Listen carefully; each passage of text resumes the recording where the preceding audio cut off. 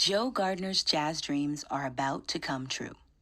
But before he can step on stage, he takes a fateful step into the unknown.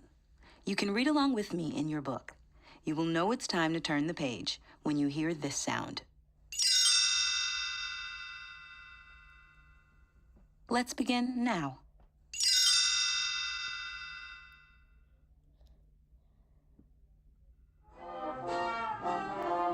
Joe Gardner fought the urge to cover his ears. His middle school band students were playing a basic jazz number, but they couldn't keep up, keep time, or keep still. That same day, Joe learned that his part-time teaching job had been made full-time. But Joe's dream was to play jazz. He believed it was what he was born to do, his true purpose.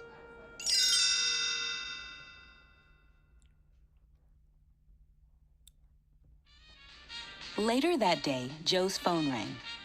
It was Curly Baker, one of Joe's former students. He told Joe that he was the new drummer for the Dorothea Williams Quartet.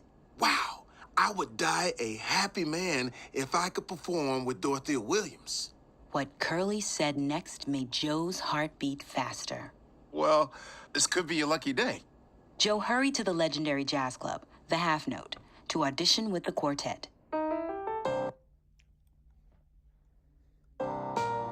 When it was time for a solo, Joe closed his eyes, took a deep breath, and let the music flow.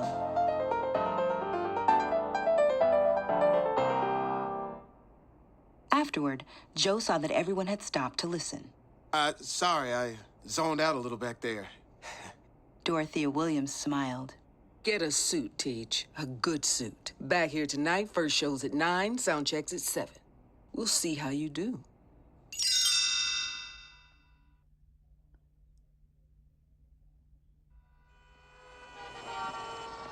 Joe walked through the city, chatting on his cell phone and sharing the good news. You're never gonna believe what just happened. I did it. I got the gig. Just then, Joe saw a motorcycle heading right for him. He quickly stepped out of the way and fell into an open manhole.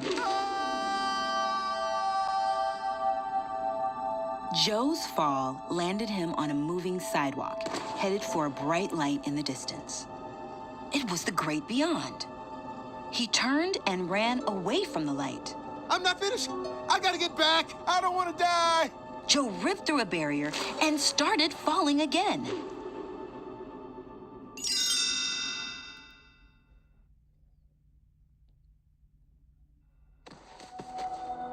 This time, Joe landed in a beautiful, bright meadow. A counselor named Jerry appeared and welcomed Joe to the U Seminar, where new souls prepared for life on Earth. Jerry thought Joe was a lost mentor, a soul who had lived an amazing and inspiring life. Mentors help new souls find their spark and earn their Earth Pass. Getting an Earth Pass would be Joe's ticket home. Meanwhile, high above the moving sidewalk, the U Seminar's accountant, named Terry, counted the souls as they passed by. Suddenly, she stopped. There's a soul missing. The count's off.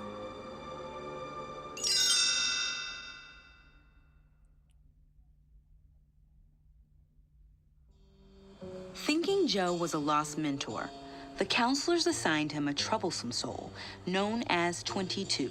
How many times do I have to tell you? I don't want to go to Earth. 22 had already been through hundreds of mentors, but Joe was unlike the others.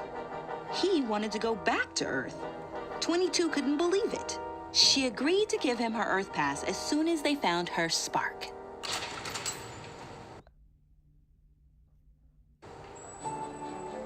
The pair made their way to the Hall of Everything. Baking could be your spark. But nothing about baking inspired 22. She tried other professions, but still no spark and no Earth Pass. You told me you tried. What can I say, Joe? Earth is boring.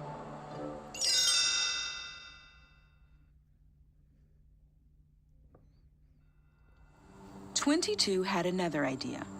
She took Joe to the astral plane and introduced Joe to a crew of quirky characters, the Mystics, led by Moonwind. Though the mystics' minds were in the astral plane, their bodies were still on Earth. The mystics, in the habit of helping lost souls, helped Joe open a portal to Earth. Joe closed his eyes, focusing on his body on Earth. When he opened them again, Joe could see himself lying in a hospital bed, a therapy cat curled in his lap. Joe was ready to jump through, but Moonwind was worried. No, Joe, don't rush this. It's not the right time. Joe jumped anyway, accidentally knocking 22 into the portal with him.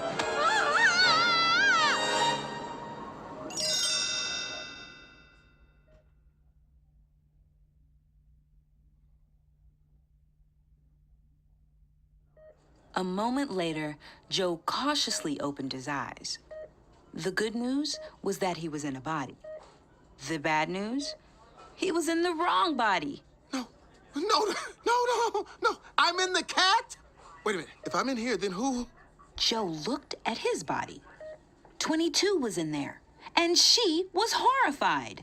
I'm in a body? No! Joe did his best to stay calm. This was all Moonwind's fault, he decided. Okay, gotta find Moonwind. He can fix this.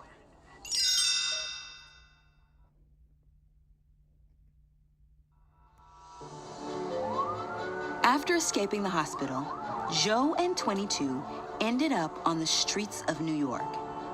22 was rattled by the hustle and bustle of the city streets. She sat Joe's body down and swore she'd never move again. Joe darted off, snagging a slice of pizza. 22 wolfed it down, and to her surprise, felt much better. The two soon found Moonwind at an intersection, spinning his sign. The mystic promised he would get Joe back into his body. See you at the half note at 6:30. I'll take care of everything.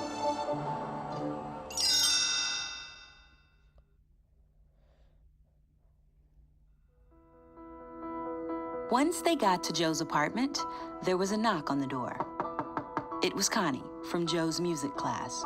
She told Joe that she wanted to quit the trombone. But when Connie played, it was clear she loved music. She just needed a little encouragement to stick with it.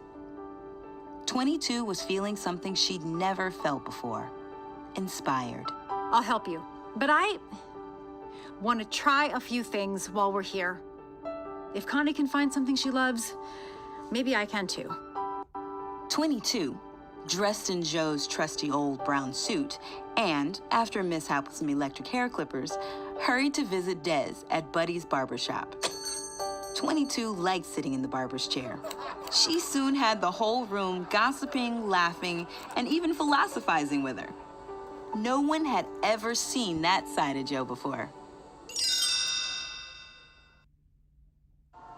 22 was finally feeling comfortable in Joe's body when an unexpected gust of wind knocked Joe's hat off. As 22 bent over to grab it, Joe's pants ripped at the seam. There was only one place where they could get the pants fixed in a hurry: Joe's mom's tailor shop. Joe's mom, Libba, had heard about his upcoming performance with the Dorothea Williams Quartet. She was upset he was chasing an impossible goal. But for the first time, Joe was ready to tell his mom exactly what his dream meant to him. He leaned in and told 22 just what to say. Look, if I'm doing what I love, no matter how hard that is, I'll be fine. Libba listened and smiled. Then, instead of sewing up Joe's pants, she opened the closet and pulled out a surprise. That's my dad's suit.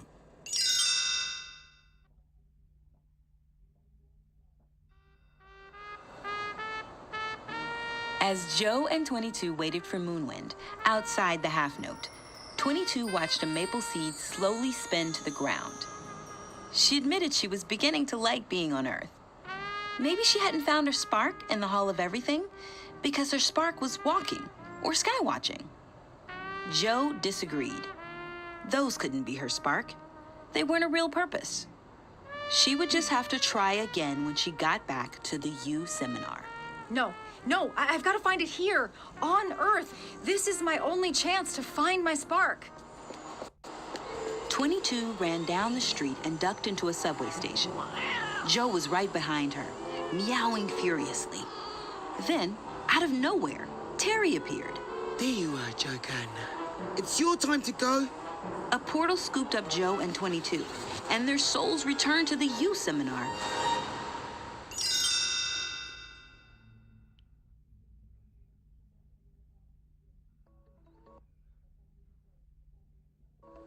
Joe was upset.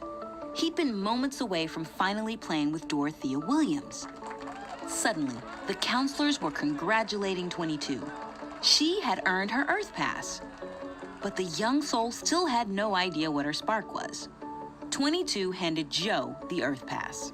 It filled in because I was in your body, being you. It's your spark that changed it, not mine. 22 slipped away, leaving Joe alone at the portal's edge. Curious, Joe asked one of the counselors what 22's purpose was. What had finally completed her Earth Pass? The counselor just laughed. They didn't assign purposes to souls. Joe refused to believe the counselor. After all, music was his purpose. It's what he was meant to do. Joe took the Earth Pass and jumped into the portal.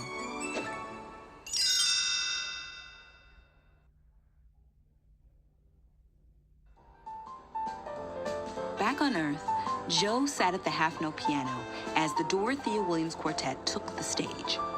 From his first note to the last, Joe played his heart out. He was in perfect sync with the other musicians, and his solos brought the house down. It was everything Joe had dreamed.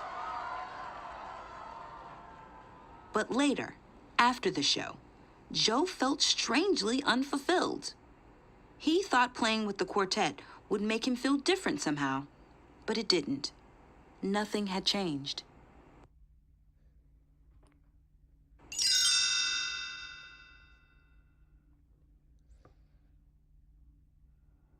Back at his apartment, Joe sat at his piano. He noticed his pocket was filled with items 22 had gathered during her day on Earth. He dumped the objects next to the piano and began to play. As he pressed the keys, he considered the items. They looked so small and ordinary, but they were reminders of the little things that 22 loved about life. As Joe played more intently, he closed his eyes. His focus grew, and he entered the zone. Then, when he opened his eyes, he was back on the astral plane. Moonwind was waiting for Joe. Something was wrong. 22 wasn't herself. She had become a lost soul, angry and destructive. The enraged soul rampaged through the U seminar. No one could stop her.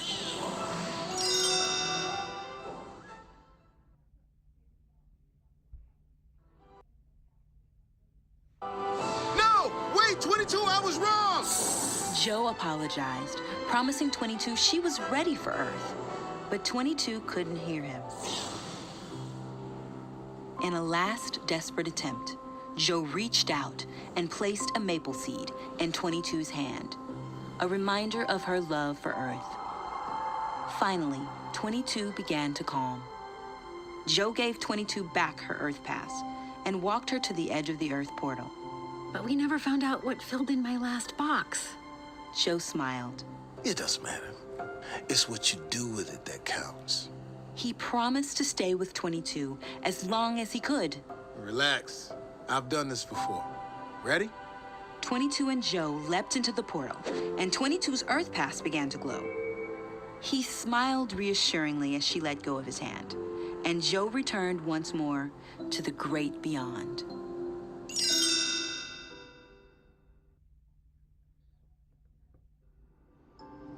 Joe was back on the moving sidewalk when Counselor Jerry stopped him. Joe had inspired all the counselors, and they had a special gift for him. An Earth portal materialized beside the sidewalk. And so, Joe took one more fateful step. unsure of what lay ahead, but prepared to appreciate each and every moment of his wonderful life.